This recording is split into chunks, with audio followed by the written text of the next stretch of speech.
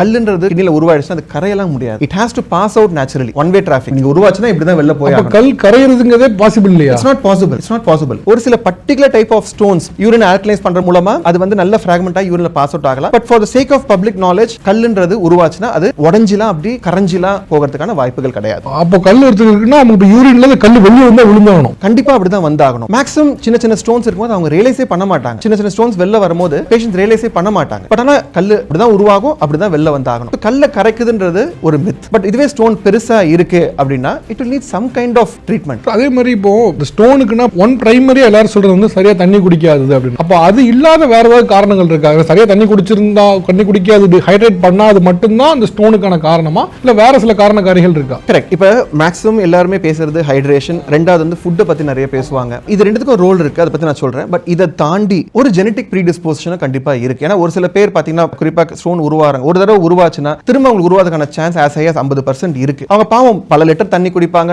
நம்ம சொல்ற dietary advice எல்லாம் ஃபாலோ பண்ணுவாங்க. But sometimes their genetic makeup is such that அது ஸ்டோன் உருவாகிற தன்மை இருக்கு. இப்போ நம்ம தக்காளின்னு பேசுறோம், கீரைன்னு பேசுறோம். நீங்க தக்காளி கீரை சாப்பிட்டு உங்களுக்கு கல் வரதில்லை, ஆனா அந்த சில ஜெனடிக்கலி ப்ரீடிஸ்போஸ்ட் இண்டிவிஜுவல்ஸ்க்கு அது உருவாகுது. அட் சேம் டைம் தண்ணி ரொம்ப குடிக்காம கிராஸ்லி டீஹைட்ரேட்டடா அது ஒரு ஹேபிட்டாவே இருக்கவங்களுக்கு கல் உருவாகிறது நம்ம காமனா பாக்குறோம். பட் இது எல்லாருக்குமே ட்ரூனா கண்டிப்பா கிடையாது. ஓகே, அவரோட உடல் வாக பொறுத்து உடல் வாகும் கண்டிப்பா ஒரு முக்கியமான காரணம். முன்னால வந்து இந்த கிட்னி ஸ்டோன்னா நிறைய பேர் வந்து அலறுவாங்க, பார்த்திருக்கேன். ரொம்ப பெயின்ஃபுல்லான ஒண்ணு இது வந்து அப்படின்னு சொல்லி அந்த டாக்டர் போய் பார்க்கறதுக்கு கூட பயப்படுவாங்க.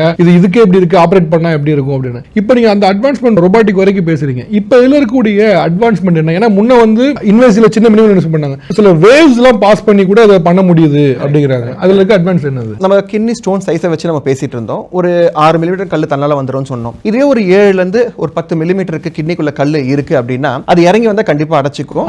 ஒரு சர்ஜரி பெயின்ஃபுல்லாவும் இருக்கும்ல, கண்டிப்பா பெயின்ஃபுல்லா இருக்கும். மெஜாரிட்டி ஆஃப் ஸ்டோன்ஸ் கிட்னில இருக்கும்போது பெருசா பெயின் இருக்காது சார். இப்போ இந்த 7 to 10 mm ஸ்டோன்ஸ் இருக்கிறவங்களுக்கு நாளைக்கு அவங்க இறங்கி வந்தா வலியும் வரக்கூடாது, ஒரு சர்ஜரியும் தேவைப்படாத போது அது கிட்னில இருக்கும்போது நாங்க பிரேக் பண்ணிடுவோம். அந்த டெக்னாலஜி பேர் தான் லித்தோட்ரிப்சி. இதுல வந்து நம்ம கரண்ட் ஷாக் யூஸ் பண்றதுல வாட்டர் வேவ்ஸ் மூலமா அந்த கல்ல சின்ன கற்கெல்லாம் நம்ம பிரேக் பண்ணிரும். அது துல்லியமா ஃபோக்கஸ் பண்ணி பிரேக் பண்ணும்போது ஒரு 4-5 பிட்டா உடைஞ்சா ஒரு maximum 3 mm 2 mm 4 mm pizza உடையும். இது தன்னால யூரின்ல வரக்கூடியதுக்கான சான்ஸ் ரொம்ப ஜாஸ்தி. இதுதான் வந்து இது காமனா இந்த ESW ல எல்லாரும் எப்படி ரெஃபர் பண்ணுவாங்க பார்த்தா நான் லேசர்ல கல் உடைச்சிக்கிட்டேன் அப்படின்னு சொல்லி கேள்விப்படுறோம். உண்மையை சொல்ல போனா இதுல லேசர் நம்ம யூஸ் பண்றது கிடையாது. இப்போ இதே கல் கோடால இறங்கி வந்துருச்சு, அவங்களுக்கு தெரியல, வலியோட வராங்க, மெடிசன்ஸ்ல வெளில வரல, அதுல தான் லேசர் நம்ம யூஸ் பண்றோம். சோ நம்ம யூரின் போற இயற்கையான பேசேஜ் மெஜாரிட்டி ஆஃப் இந்த ஸ்டோன் சர்ஜரிக்கு நம்ம இயற்கையான யூரின் பேசேஜ் வழியாவே சர்ஜரி பண்ணிடுறோம். இதே ஒரு கல் 2 சென்டிமீட்டர் அளவு அந்த மாதிரி இருக்கு அப்படின்னா அந்த லித்தோட்ரிப்சில ஒரு கம்ப்ளீட் கிளியரன்ஸ் கிடைக்காது. ஏன்னா ஒரு 2 சென்டிமீட்டர் கல்லை நீங்க உடைக்கிறீங்கன்னா ஒரு கல் 1 சென்டிமீட்டர் உடைஞ்சு கீழே இறங்கி வந்து வலி கூட உண்டாக்கலாம். சோ